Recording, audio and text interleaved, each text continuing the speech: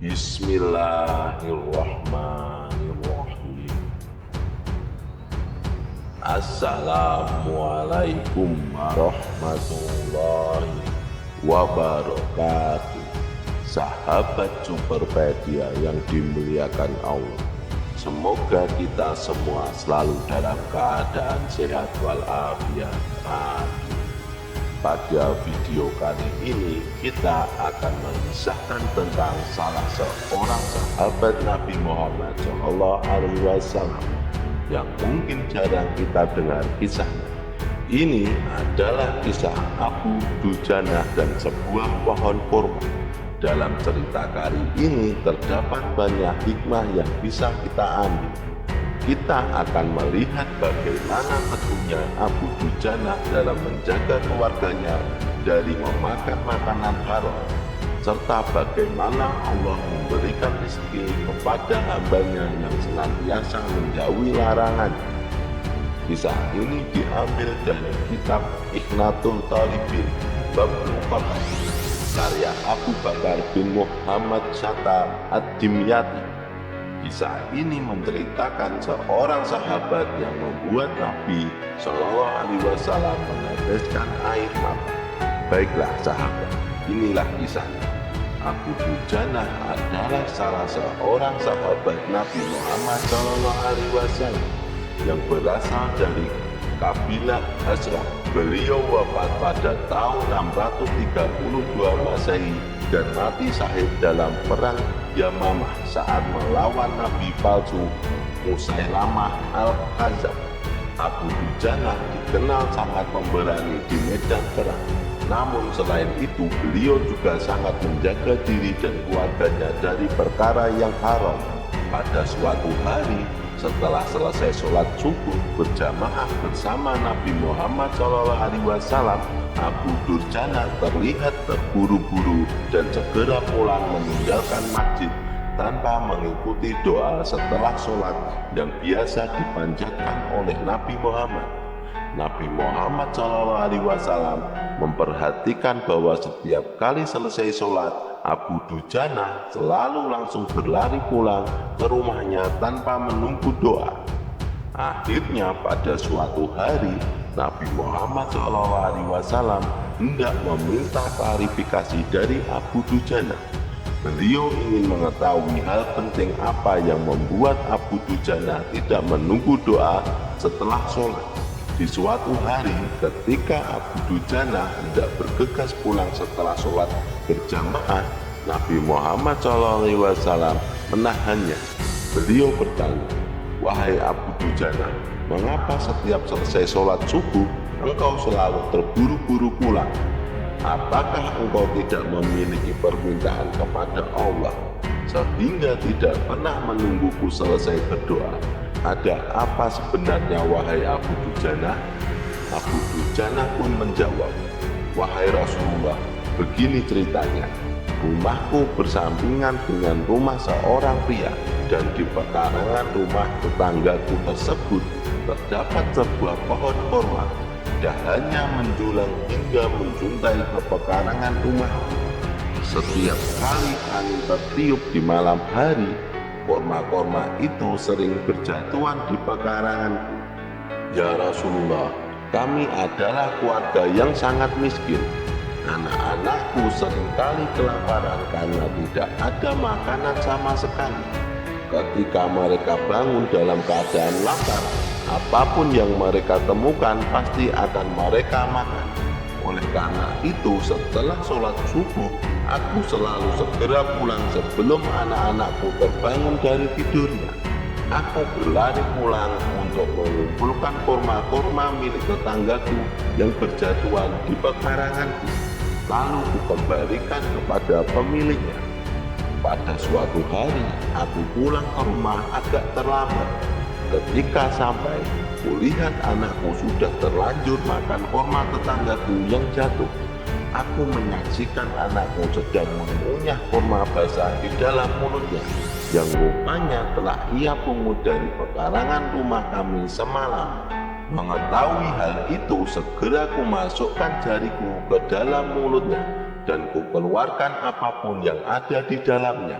Lalu aku berkata kepada anakku, "Nak, janganlah engkau mempermalukan ayahmu ini di akhirat kelak." Anakku pun menangis.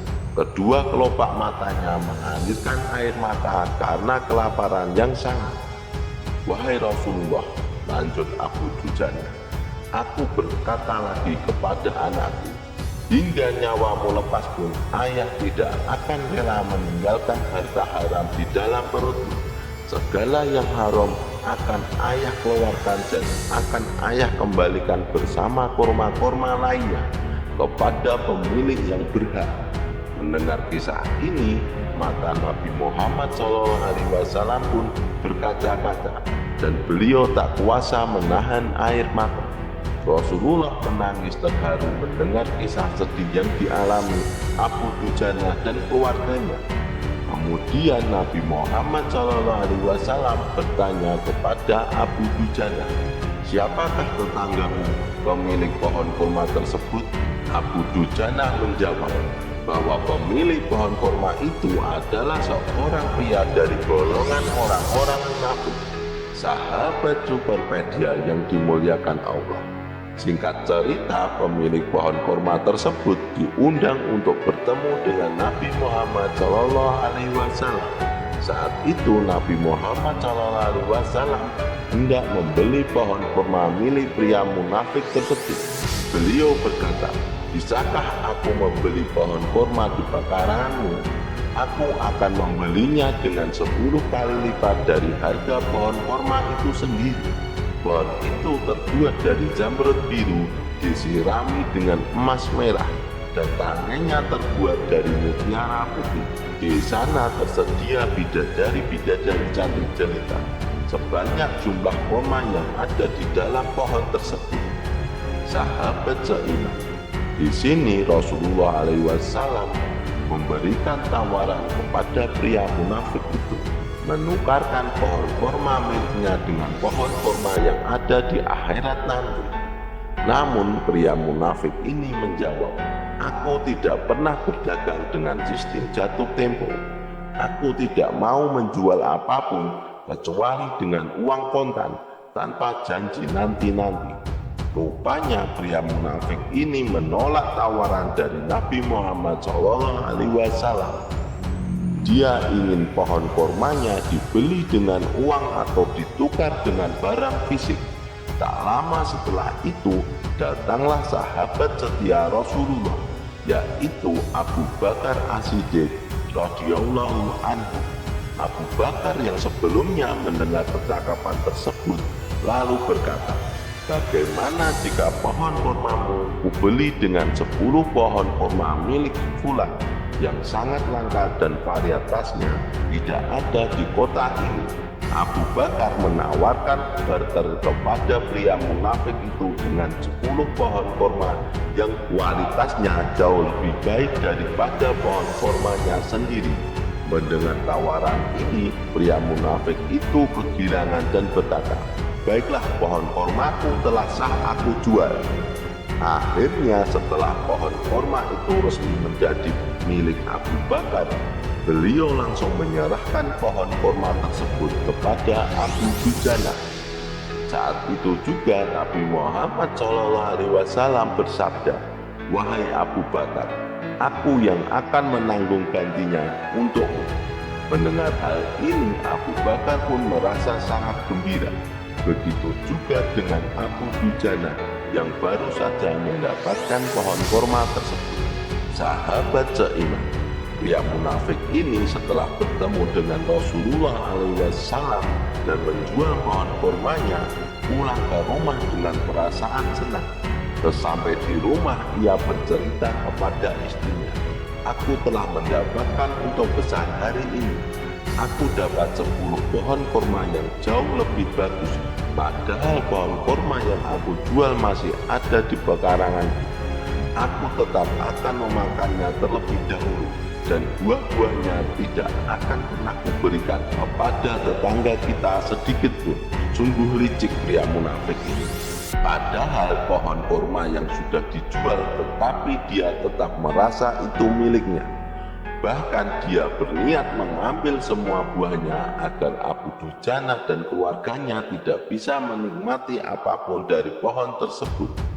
Namun lihatlah, Allah Subhanahu wa Ta'ala menunjukkan kekuasaannya kepada pria munafik ini. Pada malam harinya, ketika pria munafik itu tidur, ia sengaja bangun dini hari untuk mengambil sebuah pohon kurma tersebut.